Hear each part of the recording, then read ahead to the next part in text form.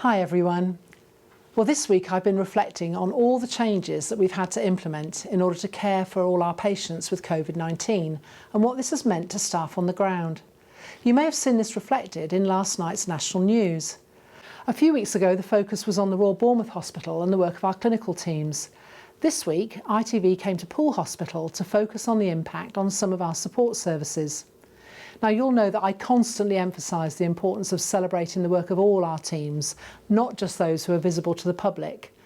Every single one of you makes a massive difference to the delivery of great patient care, and rest assured your colleagues really do know this. Well, yesterday allowed us the opportunity to showcase the hard work and dedication of just some of those teams whose contribution often goes unnoticed by the public. As always, I was so very proud of our people. So in thinking about all this change, our clinical management and site teams at Poole Hospital and the Royal Bournemouth, well, they've had loads to cope with in recent weeks. They've had so much to keep up with and adapt to ensure the smooth running of the hospitals, whilst everything around them has had to be done differently.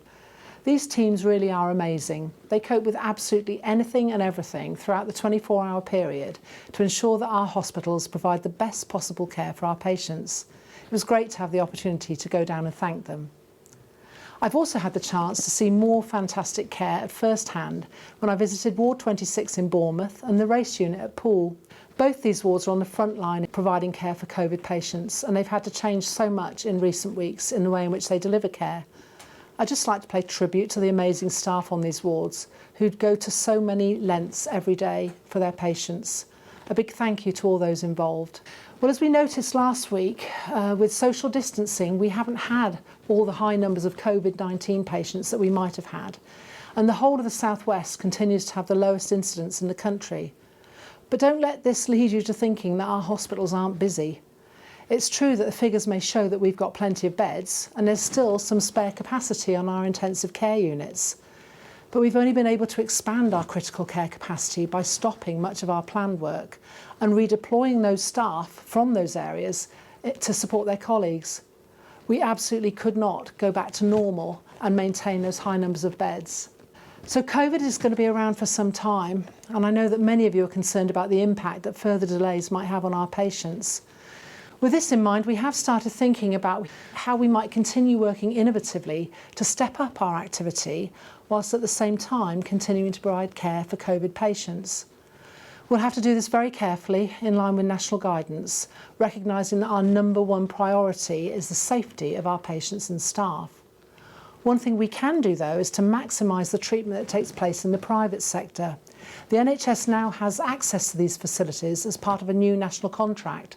So all three of the acute trusts in Dorset are working together to make sure that as many patients as possible are treated in the private sector despite the problems of COVID. So it's going to be some time before we're back to normal, and in my conversations with staff across the hospitals, I'm constantly reminded of the various ways in which COVID-19 is touching our lives. We are all living and working under very difficult circumstances, with every member of staff and their families having to deal with some very sad or worrying issues. The COVID virus is very cruel, and these really are very challenging times. Well, that's why I was so pleased to see the new staff wellbeing hubs which have been created in the atrium at Royal Bournemouth and in the dome at Poole.